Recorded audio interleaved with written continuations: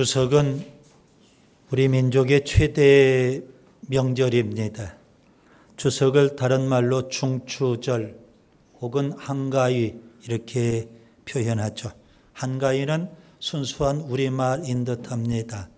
한이라는 단어는 크다 그런 의미고 가위는 가운데 그런 의미입니다. 8월 한가운데에 있는 큰 날 그런 의미 한가위. 추석 명절의 속담도 있죠. 1년 365일 내내 더도 말고 덜도 말고 한가위만 같아라 이겁니다. 추석의 넉넉함, 추석의 여유로움, 추석의 풍요로움, 추석의 풍성함을 말씀하고 있는 속담일 겁니다. 추석에는 햇곡식과 햇과일을 거두고 그래서 하나님 앞에 우리가 감사하는 절기로 지키면 됩니다. 기독교적으로 보면 추수감사절, 이게 추석입니다. 고향을 많이 방문하죠. 고향의 은혜, 조상의 은혜, 그리고 고향에 계신 부모의 은혜, 자연의 은혜, 우리가 잊어서는 안 됩니다. 거기에 덧붙여서 우리는 기독교인이니까, 그리스도인이니까 하나님의 은혜, 하나님의 은혜에 감사하는 그런 명절이 될 수 있기를 바랍니다. 하나님은 어떤 분이실까요? 거룩하신 하나님, 방금 찬송을 드렸죠. 전능하신 하나님, 맞습니다. 하나님은 오늘 이 시간 복 주시는 하나님, 이렇게 한번 표현해 봅니다. 복 주시기를 간절히 원하시는 하나님이십니다. 민수기 6장을 펴놓고 계시는데요. 민수기 6장에는 크게 두 가지 내용이 담겨 있습니다. 하나는 나실인의 헌신, 또 하나는 오늘 본문이죠. 제사장의 축복입니다. 나실인의 헌신과 제사장의 축복. 여러분, 나실인과 제사장 동전의 양면과 같은데요. 어느 우리 시대로 한번 적용을 해보겠습니다. 나실인은 일종의 평신도 사역자 이렇게 적용할 수 있겠고요. 제사장은 목회자 사역자 이렇게 한번 적용을 해보는 겁니다. 좀 무리가 있는 적용이기는 하지만 나실인의 헌신, 평신도 사역자가 헌신해서 살면 하나님은 제사장을 통해서 복을 주신다. 그런 메시지가 여러분 민수기 6장의 내용입니다. 나실인의 헌신을 잠시 우리가 상기해 볼 필요가 있겠습니다. 평신도 사역자로 여러분 이번 명절에도 우리가 어떻게 살아야 되느냐. 나실인에게는 세 가지 규정이 있습니다. 첫째, 술을 멀리하라 이겁니다. 절제된 삶을 사셔야 됩니다. 명절 동안 무절제하게 살면 안 되고요. 절제된 경건한 삶을 살아야 돼요. 둘째, 머리에 삭도를 대지 마라 그랬어요. 그 말은 내 머리 위에 더 높은 권위가 있다. 순종의 삶을 살아야 된다. 그런 의미입니다. 이번 명절에도 여러분 하나님 앞에 추석 감사 예배를 드리시고 말씀에 순종하며 사셔야 합니다. 셋째, 시체를 멀리하라. 이게 나실인입니다. 죽이는 일을 하지 말고 살리는 일, 생명의 삶을 살라. 그런 의미가 됩니다. 그래서 여러분 말 한마디도 살리는 말, 그렇죠. 여러분 행동도 살리는 일을 하셔야 됩니다. 마음에 안 든다고 자꾸 저주하고 비난하고 욕하고 판단하고 정죄하면 그건 죽이는 일입니다. 살리는 일을 해야 됩니다. 그러면 하나님은요 제사장을 통해서 그 나실인에게 복을 주시는 겁니다. 제사장이 주신 말씀은 뭘까요? 오늘 본문 여러분 집중해 보시면 됩니다. 하나님 모세를 통해서 아론과 그의 아들들 제사장들이죠. 제사장들에게 하나님께서 축복 기도문을 주셨습니다. 축복 기도문입니다. 그래서 제사장은 그 축복 기도문을 갖고 이스라엘 백성을, 헌신한 이스라엘 백성을 축복하라, 그런 의미입니다. 그래서 오늘 본문의 내용은 축복하라, 그런 말씀이죠. 이번 명절 여러분 우선적으로 자녀들이 오지 않겠습니까? 마음껏 축복해 주셔야 됩니다. 마치 구약의 제사장처럼 축복해 주시기 바랍니다. 마음에 안 드는 게 좀 왜 없겠어요? 있죠. 그럼에도 불구하고 이번 명절 때에는 무조건 제사장이다 생각을 하고 여러분 축복해 주셔야 됩니다. 복은 누가 줄까요? 제사장이 주지 않고 하나님이 주십니다. 오늘 본문 24절, 여호와는 내게 복을 주시고, 본문 27절, 내가 그들에게 복을 주리라. 하나님이 복을 주십니다. 내가 그들에게 복을 주리라. 하나님의 강한 의지가 담겨 있는 표현입니다. 하나님은 복 주시기를 원하시는 하나님, 이렇게 볼 수가 있죠. 하나님께서 아브라함을 복으로 삼으셨고, 아브라함을 통해서 온 세상에 복 주기를 원하셨어요. 그래서 아브라함은 축복의 모델이고 복의 모델이고 축복의 통로가 되는 겁니다. 하나님께서 아브라함을 복하면 아브라함입니다. 그리고 아브라함을 통해서 모든 세상이 복을 받기를 원하셨거든요. 축복의 통로가 또 되기도 하죠. 그런데 하나님께서 아브라함을 그렇게 복으로 삼으시고 복의 모델로 삼으시고 축복의 통로로 삼으실 때 하나님이 쓰신 표현이 있어요. 그 표현이 굉장히 의미심장해요. 히브리서 6장 13절 14절, 내가 반드시 너에게 복 주고 복 주며 너를 번성하게 하고 번성하게 하리라. 하나님께서 그냥 아브라함에게 내가 복을 주겠다 약속하시면 돼요. 하나님은 거짓말을 하시는 분이 아니니까 약속하시면 반드시 하시는 분이에요. 그런데 하나님은 복을 주겠다 약속만 하신 것이 아니라 맹세를 하셔요. 거기에다가 반드시 복 주고 복 주며 그냥 거듭 이렇게 표현도 하셨어요. 하나님이 아주 강한 의지가 담겨 있는 겁니다. 그런 하나님이셔요. 하나님은 우리가 복 받기를 간절히 원하시는 하나님, 우리가 저주받기를 간절히 원하는 존재가 있어요. 못된 마귀 사탄입니다. 그놈들은 늘 우리가 저주받기를 원하지만 하나님은 우리가 복받기를 원하시는 분인 줄 믿습니다. 네. 디모데전서 6장 15절에 보면 하나님은 어떤 분이실까요? 바울은 이렇게 표현합니다.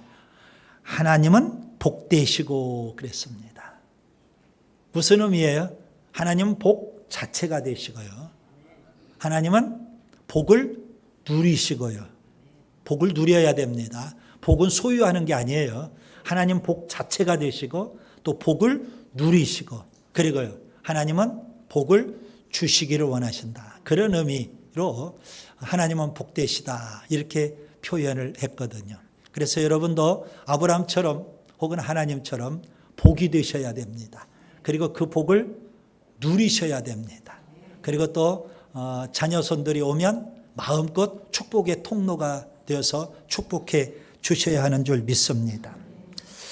하나님이 우주 만물을 창조하시고 맨 마지막에 사람을 창조하셨어요. 그렇죠? 아담, 하와 사람을 창조하셨는데 하나님은 아담과 하와를 축복하십니다. 복되게 하십니다. 창세기 5장 1절과 2절에 하나님이 사람을 창조하실 때에 하나님의 모양대로 지으시되 남자와 여자를 창조하셨고 그들이 창조되던 날에 하나님이 그들에게 복을 주시고 그들의 이름을 사람이라 일컬으셨더라. 그래서 여러분 사람 자체가 하나님 형상대로 창조된 사람 자체가 복받은 존재라는 의미입니다. 사람이라 일컬었다. 이거예요. 그런데 하나님은요, 창세기 1장과 2장에 보면 사람을 창조하시고 복을 주시는데 또 안식일 자체를 복을 주셨어요. 사람만 복을 받은 게 아니에요. 안식일도 복을 받는 겁니다. 창세기 2장 3절 하나님이 그 일곱째 날을 복되게 하사 그래서 여러분 날도 복을 받아야 되고요. 일곱째 날 안식일 주일 이 복된 날 되는 겁니다. 사람도 복된 사람이 되어야 맞고요. 가정도요. 복된 가정이 되어야 되고 교회도 복된 교회가 되어야 하는 줄 믿습니다. 자, 본래 사람은 이렇게 복을 받은 존재로 창조가 되었는데 지금 그렇지 않잖아요. 아담과 하와가 범죄함으로 죄가 들어왔거든요. 이게 마귀 역사입니다. 죄가 들어오고 나서부터 복은 사라지고 저주받은 존재가 되고 만 겁니다. 너무 안타깝죠, 여러분? 그래서 오늘 우리는 저주가 아니라 복. 그렇죠. 저주가 아니라 복. 하나님은 복 주시기를 원하시는데 복을 받지도 못하고 복을 누리지도 못한다면 그 얼마나 불행합니까? 하나님 아브라함을 선택하셨어요. 왜 선택하셨을까요? 복을 주시기 위해서. 창세기 12장 2절과 3절. 내가 너로 큰 민족을 이루고 내게 복을 주어 내 이름을 창대하게 하리니 너는 복이 될지라. 너를 축복하는 자에게는 내가 복을 내리고 너를 저주하는 자에게는 내가 저주하리니 땅의 모든 족속이 너로 말미암아 복을 얻을 것이니라. 이걸 우리에게 적용하면 이렇게 돼요. 하나님은 가장에게 아브라함처럼 가장에게 복이 되게 하시는 겁니다. 그리고 그 가장을 통해서 그 가족 모든 구성원들도 다 복을 받게 하시는 겁니다. 굉장히 중요한 원리죠. 이삭도 야곱도 요셉도 심지어 다윗도 하나님으로부터 복을 받았습니다. 다윗은 이렇게 고백하죠. 시편 16편 2절. 내가 여호와께 아뢰되 주는 나의 주님이시오니 주밖에는 나의 복이 없다 하였나이다. 다윗은 그래요. 주님밖에 없다는 겁니다. 주님. 하나님은 지금도 저주가 아니라 복을 주기를 원하십니다. 하나님은 불행이 아니라 행복 주기를 원하십니다. 하나님 실패가 아니라 성공 주기를 원하십니다. 하나님은 패배가 아니라 승리 주기를 원하시는 줄 믿습니다. 자, 하나님이 이렇게 복을 주시는데 원리가 있어요. 그 원리를 또 아셔야 돼요. 하나님은 사람을 통해서 복을 주시거든요. 사람을 통해서. 오늘 본문에 제사장을 통해서 하나님께서 복을 주시겠다는 겁니다. 이스라엘 백성에게. 자, 구약에 보면 족장 시대가 있었어요. 창세기에 나오는 아브라함, 이삭, 야곱, 요셉. 이걸 족장이라고 표현합니다. 그 시대를 족장 시대. 족장 시대에 하나님은 족장들을 통해서 복을 주시는 겁니다. 기본 원리는 다 똑같아요. 하나님은 가정에 복을 주시기를 원하는데 가장을 통해서 하나님이 복을 주시기를 원하시는 것과 똑같습니다. 창세기 27장은 아주 재미난 사건이, 유명한 사건이 기록되어 있죠. 이삭이 별일을 먹고 에서를 마음껏 축복하기를 원했어요. 이제 죽기 직전에. 그런데 그것을 알고 야곱이 별미를 따로 만들어 가지고 형으로 분장을 하고 형보다도 먼저 그 축복 기도를 가로챈 사건, 아주 유명하죠. 나중에 이삭의 축복을 받으려고 에서가 별미를 가지고 왔는데 아버지가 뭐라고요? 더 이상 빌복이 없다. 너무 안타까운 일이 벌어졌어요. 창세기 49장에 야곱 족장이었죠. 그런데 12아들을 다 불러 모아놓고 일일이 축복을 합니다. 야곱이 애굽에 내려갔잖아요. 아들 요셉 총리의 초청을 받고 애굽으로 내려갔어요. 바로 왕을 만납니다. 족장은 뭘까요? 한 집안의 어른, 그런 의미거든요. 한 집안의 어른밖에 안 되는, 쉽게 표현하면 일개 족장인데도 불구하고 제국의 임금인 바로를 축복을 합니다. 성경에 보면 2번에 걸쳐서 축복을 했다, 그렇게 말씀하고 있거든요. 이거 하나님이 주신 영적 권세인 겁니다. 그렇게 족장을 통해서 하나님은 족장 시대 때는 복을 주시고요. 율법 시대 때에는요, 하나님 제사장을 세우시잖아요. 그래서 오늘 본문에 있는 대로 제사장에게 심지어 축복 기도문까지 하나님이 작성해서 주시는 거예요. 그리고 이대로 백성을 축복해라. 그러면 내가 이스라엘 백성에게 복을 주겠다. 하나님이 얼마나 복 주시기를 원하면 축복 기도문까지 작성을 하시고 제사장에게 또 제사장을 세우시고 제사장에게 그 축복 기도문을 건네주시고 백성을 축복하라고 명령까지 하실까요?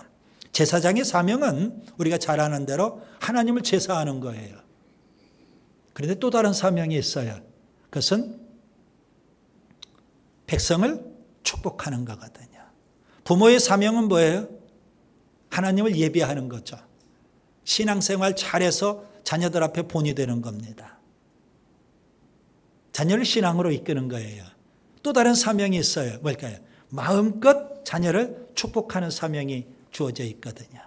부모는 가정의 영적 제사장과 같아요. 그래서 여러분 내일 추석 감사 예배를 드릴 때 다 불러 모아놓고 예배 순서지 가지고 예배를 드리고 일일이 축복을 해주세요.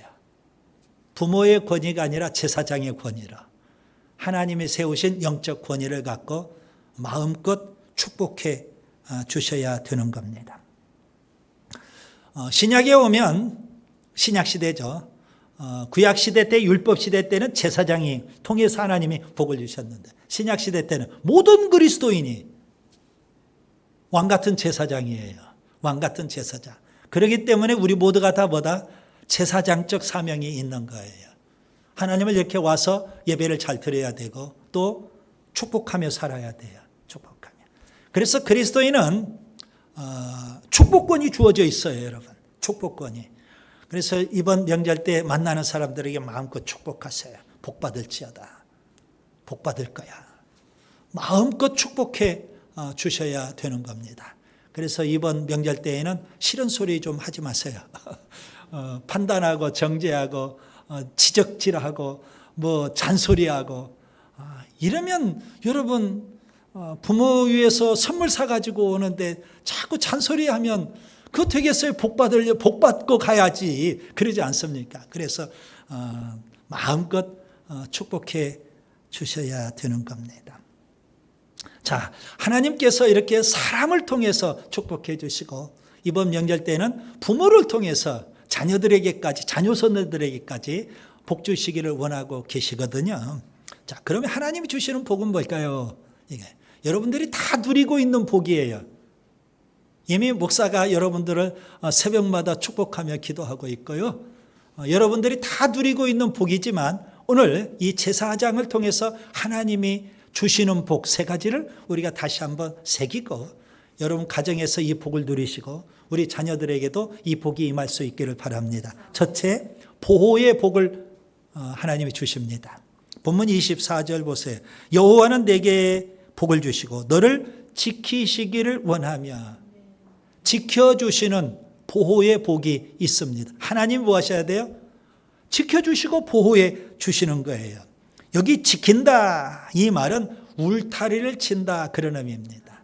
울타리를 딱 쳐서 하나님이 보호해 주시거든요. 구약에 하나님께서 마귀 사탄과 내기를 한 적이 있죠.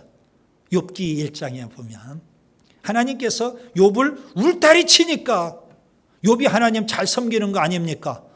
마귀 사탄이 그렇게 하나님 심기를 건드려요. 그래서 하나님께서 욥을 믿잖아요.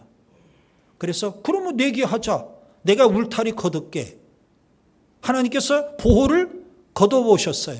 마귀가 그냥 욥을 있는 모든 것들을 다 동원해서 마귀를 흔들어대요. 마귀가 욥을 흔들어대요. 그래도 욥은 절대 흔들리지 않았거든요.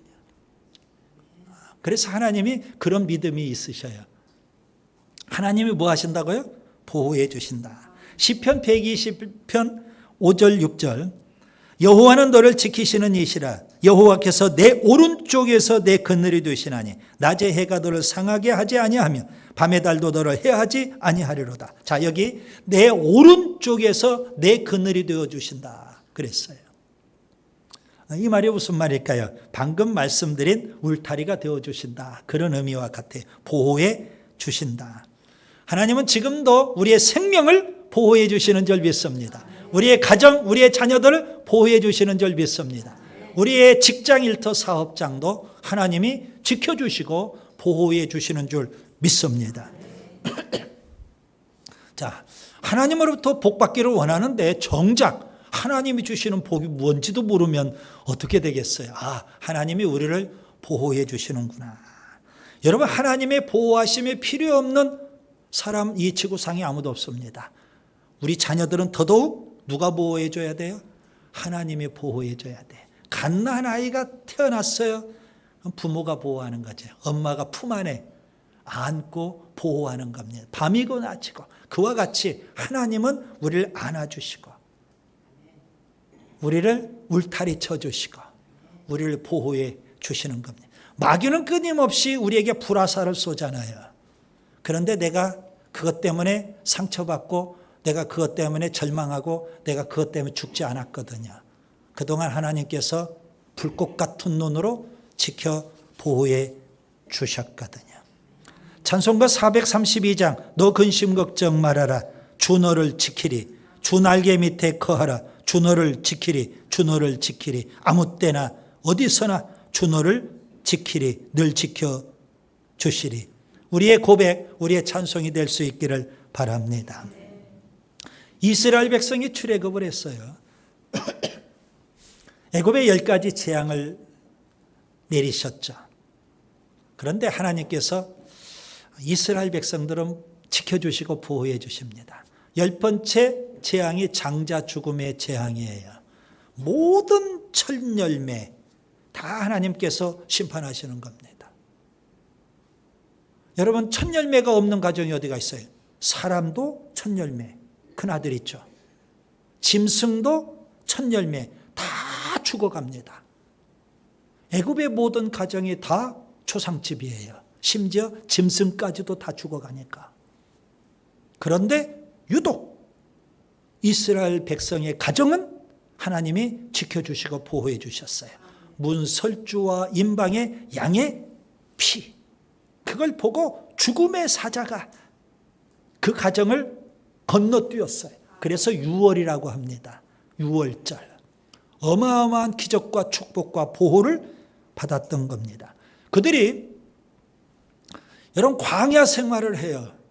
그럼에도 불구하고 하나님은 구름기둥, 불기둥으로 지켜 보호해 주신 줄 믿습니다. 여러분, 이 하나님의 보호의 복, 이거 굉장히 중요한 거예요. 그 다음에 두 번째 하나님이 또 주시는 복은 뭘까요? 본문 25절 은혜의 복을 하나님이 주십니다. 여호와는 그의 얼굴을 내게 비추사 은혜 베푸시기를 원하며. 여러분, 우리가 구원받은 것 하나님의 은혜인 줄 믿습니다. 여러분, 비전교회에서 신앙생활하는 것 하나님의 은혜인 줄 믿습니다. 은사를 받고 직분을 받고 교회에서 충성 봉사 헌신하는 것 하나님의 은혜입니다. 우리의 이 모습 이대로 하나님의 은혜입니다. 지금까지 지내온 것 하나님의 은혜입니다. 여기까지 도와주신 것 역시 하나님의 은혜입니다. 받을 만한 자격도 안 되는데 하나님은 나를 따라다니시면서 나와 동행하시면서 끊임없이 은혜를 부어 주십니다. 그래서 우리는 이렇게 고백합니다. 은혜 없이는 살 수가 없습니다. 한순간도 은혜 없이는 살 수 없고 은혜 없이는 숨 쉴 수 없고요. 그 하나님의 은혜가 너무 크고 너무 깊고 너무 넓고 너무 아름다운 겁니다. 사무엘이 미스바의 부흥을 일으켜요. 모든 이스라엘 백성은 미스바로 모이라. 우리가 기도하자. 내가 여러분을 위해 기도하겠다. 기도를 통한 놀라운 부흥을 일으키죠. 그걸 알고 마귀가 역사합니다. 블레셋이 침공해 왔습니다. 기도하지 말라는 겁니다. 니들 부흥되면 안 되겠다는 겁니다. 이스라엘은요, 기도할 줄은 알았는데 적과 싸울 만한 그런 군사력이 안 돼요. 블레셋은 강군이거든요. 그런데 어떻게 합니까? 적이 침공해 왔는데, 그래서 사무엘은 군대를 이끌고 적을 향해서 나아갑니다. 그런데 어찌 된 일일까요? 계속 승승장구 승리하는 겁니다. 이스라엘 군대가 신바람이 났어요. 사정없이 적을 몰아붙이면서 계속 승승장구하는 겁니다. 그때 사무엘이 보니까 이거 정신 차려야 되겠더라는 겁니다. 그래서 이스라엘 군대를 딱 먼저 세웠어요. 미스바와 센 사이에 딱 먼저 세우고 돌을 큰 거 하나를 갖다가 딱 세웠어요. 그리고 에베네셀 이름을 붙였어요. 무슨 의미예요? 여기까지 하나님이 도와주셨다. 우리가 하나님의 은혜를 먼저 알고 마음에 새기고 더 나아가자 이겁니다. 고린도전서 15장 10절에 보니까 바울이 지나온 날들을 회상합니다. 여러분, 지나온 날들을 회상하면 어떻게 될까요? 바울이 지나온 날들을 회상을 해요. 내가 돌에 맞아 죽을 뻔도 했지. 내가 유대인들로부터 엄청난 박해와 핍박을 받았지. 밤에 잠도 제대로 못 자고 죽을 고생 다 하고 복음 전한다고 했는데 돌아서면 유대 그리스도인들 그들이 나를 비난하고 욕하고. 여러분, 그런 쓴 기억들만 날까요? 아니에요. 바울은 하나님의 은혜만 생각해요. 나의 나 된 것은 하나님의 은혜로라. 아픈 기억, 쓴 기억들이 참으로 너무 많았는데 그는 그런 걸 기억하지 않아요. 나의 나 된 것은 하나님의 은혜다. 고린도전서 15장 10절 내가 나 된 것은 하나님의 은혜로 된 것이니 내게 주신 그의 은혜가 헛되지 아니하여 내가 모든 사도보다 더 많이 수고하였으나 내가 한 것이 아니요 오직 나와 함께 하신 하나님의 은혜로라. 그렇게 고백하고 있어요. 예수님은 어떤 분이실까요? 은혜와 진리가 충만한 분. 그렇죠. 은혜와 진리가 충만하신 분이에요. 그분을 통해서 우리가 말씀 진리를 들어요. 그분을 통해서 우리가 은혜를 받는데 은혜 주시기 위해서 예수님은 이 땅에 오셨잖아요. 그런데도 불구하고 예배당 안에 있는데도 불구하고 그 주님이 주신 은혜도 받지도 못하고 은혜를 누리지도 못하면 어떻게 되겠어요? 은혜 받았다고 해서 또 은혜 다 까먹고 살아요. 은혜가 바닥난 사람도 의외로 많아요. 주님은 은혜가 충만한 분인데 은혜 위에 은혜로라. 노래는 하는데 노래로 끝나면 되겠어요? 그 은혜를 누려야 돼요. 사도행전 4장 30절에 보시면 예루살렘 교회에 큰 은혜가 임했다는 겁니다. 너무 큰 은혜가. 은혜를 받아도 어떻게 받아야 돼요? 크게 받아야 돼요. 찬송가 408장 내 주 하나님 넓고 큰 은혜는 저 큰 바다보다 깊다. 바다와 비교할 수 없을 만큼 큰 은혜를 주님이 우리에게 주셔요. 너 곧 닷줄을 끌러 깊은 데로 저 한가운데 가보라. 언덕을 떠나서 창파에 배 띄워 내 주 예수 은혜의 바다로 내 맘껏 저어가라. 주님의 은혜는요 저 바다보다도 더 넓고요. 주님의 은혜는 저 바다보다도 더 깊고요. 그런 은혜가 있는데요. 여러분, 그 은혜의 바다에 푹 잠겨야 되지 않을까요?